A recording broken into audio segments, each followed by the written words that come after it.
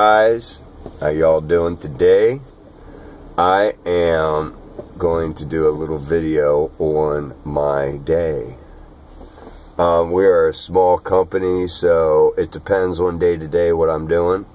One day I may be want to change out, the next day I may be running service calls. So it looks like today my first call is in Ellicott City, Maryland. I'm going to a drain line. They're selling the house. They have drain line issues. My second call is in Washington, D.C., in Northwest.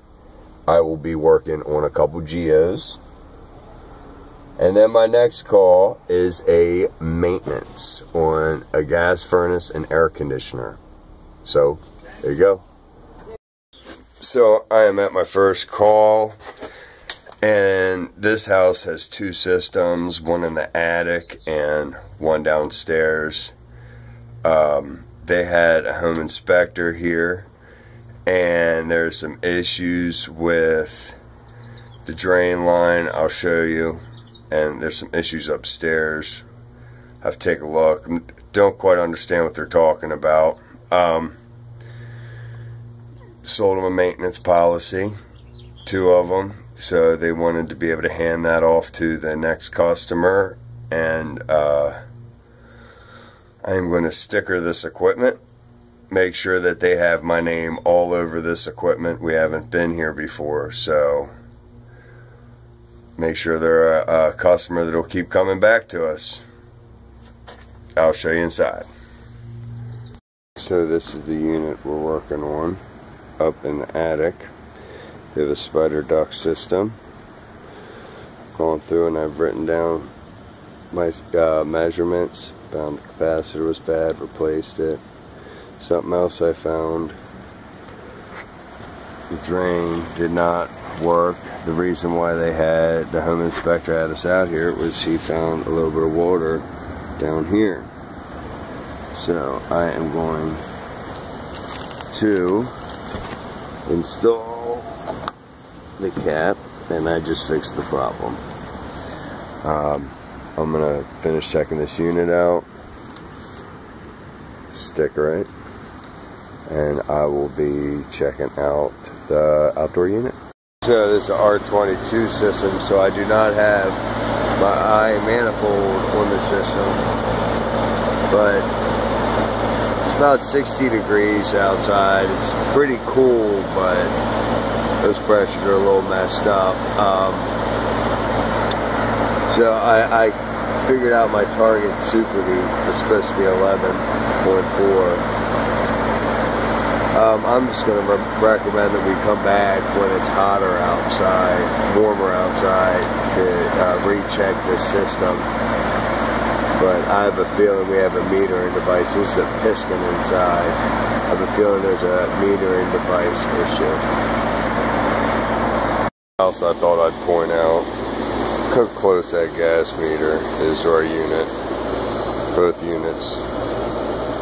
It's not very cool.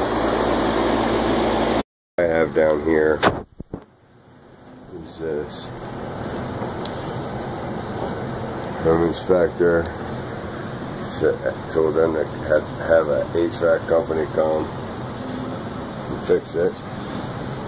So they called us, so I gladly put my stickers on my piece of equipment, check static pressure and stuff, wrote it on the equipment.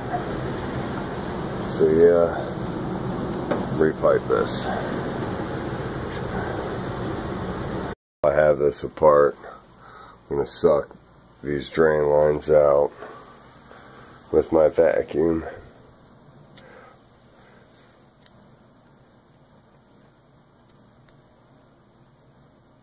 Okay, so I just got done vacuuming out these lines, about to rerun the drain line. So I have repiped the drain line around, and I really like these. I don't know if you all use these, but I really like them. So there's a drain line.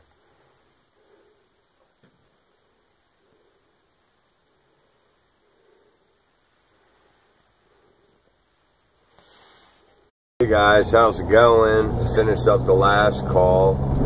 I am on my way to Washington, D.C., Quebec Street, Northwest, and I am going to check out a couple geosystems.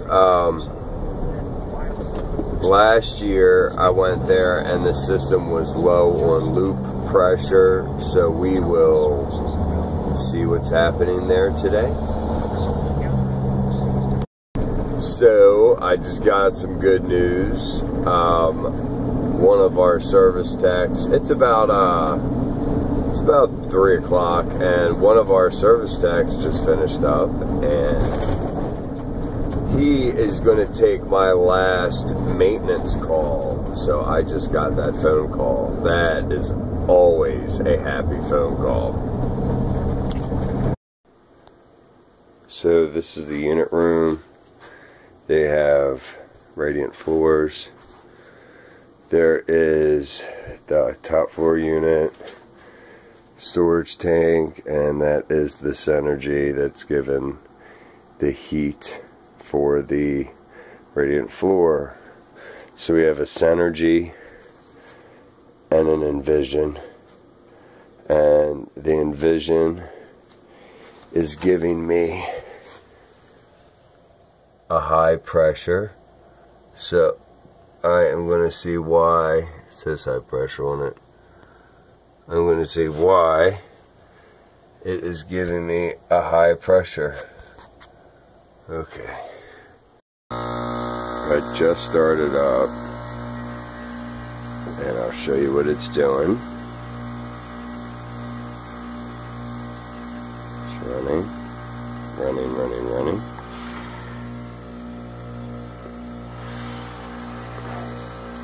And that right now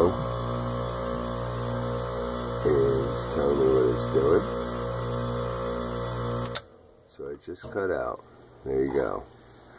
So what I did is I checked my high.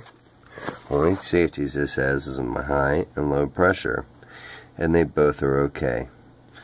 So then I'll show you.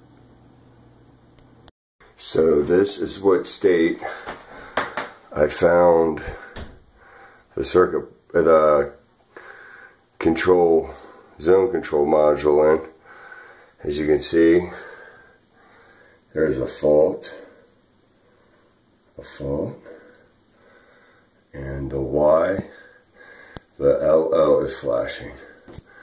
So let's go upstairs.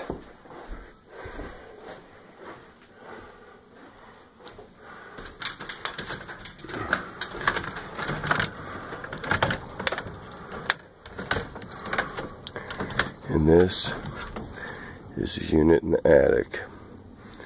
Okay, I do hear airflow. Air is moving. So, I'll show you all if I can hear it.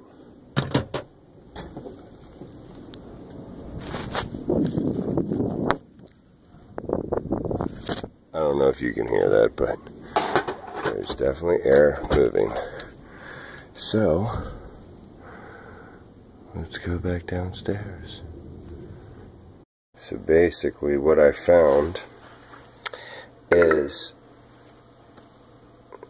this unit is looking for a blower emitter. See, these units, this Envision unit is using the same circuit board as that Synergy unit. So if you go here to SW3, that is supposed to be there. And the way I think it caused it is they just had that whole jack hammered up. So I'm going to restart this and we will see if it starts up and runs for us. I'll be right back. So there we go, the unit just started up. Just starting to see my TD across my loop. pretty sure that fixed the problem. Simple dip switch setting.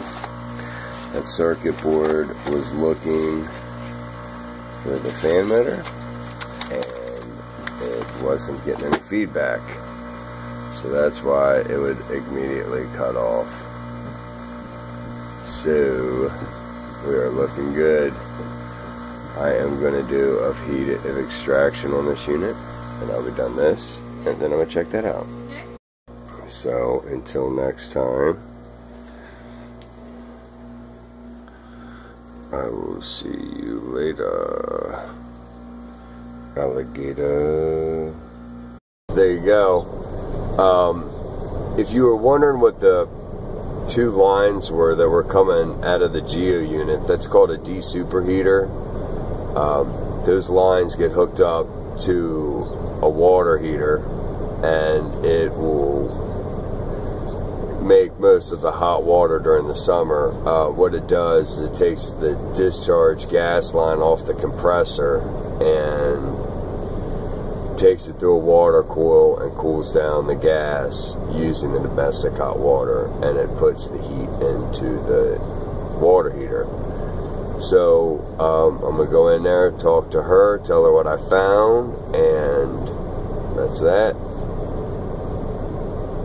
Alright guys, thank you very much for joining me today, having a good day with me. Maybe you might have learned something, maybe you didn't. I am off. It is about 6:15, and I'm on my way back to the shop. I am leaving DC, sitting in wonderful DC traffic. You all have a good one. Like, subscribe, maybe share it with one of your friends. Have a good one.